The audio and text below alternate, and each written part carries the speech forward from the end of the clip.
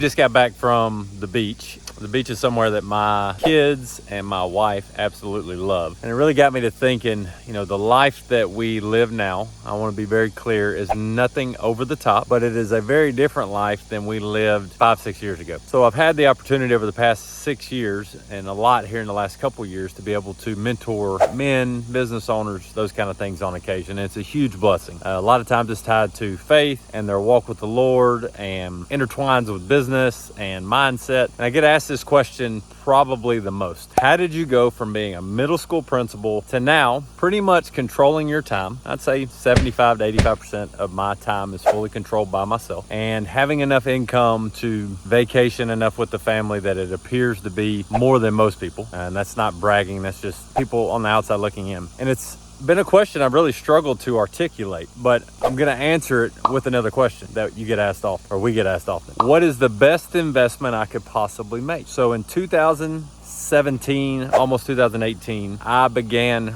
reading. I had not read with any type of intentionality for most of my life. Pretty much read when I had to, and that was about it.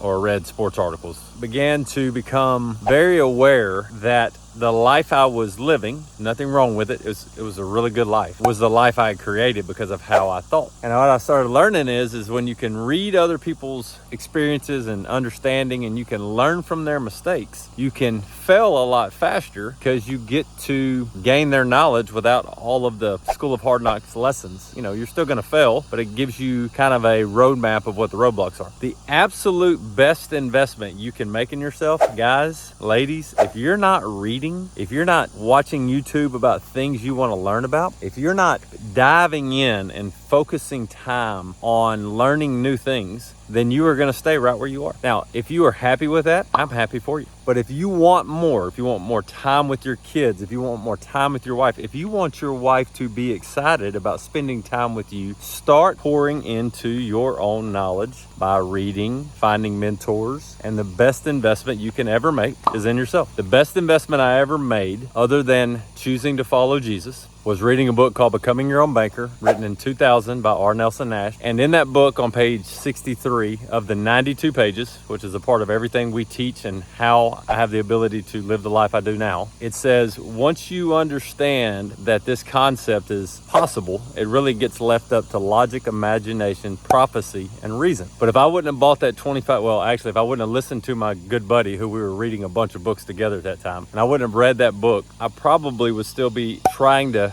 figure out how to get to a life of more time freedom. And a $20 book with a lot of investment in myself and time and reading has drastically changed how my family and myself live. So the best investment you can make is in yourself. And one of the best places to do that is by reading. Replace an hour a day. Maybe get up an hour earlier, go from watching Netflix for an hour to reading for an hour, and pick something that is interesting to you that you want to get better at. That is the absolute best piece of advice I can give.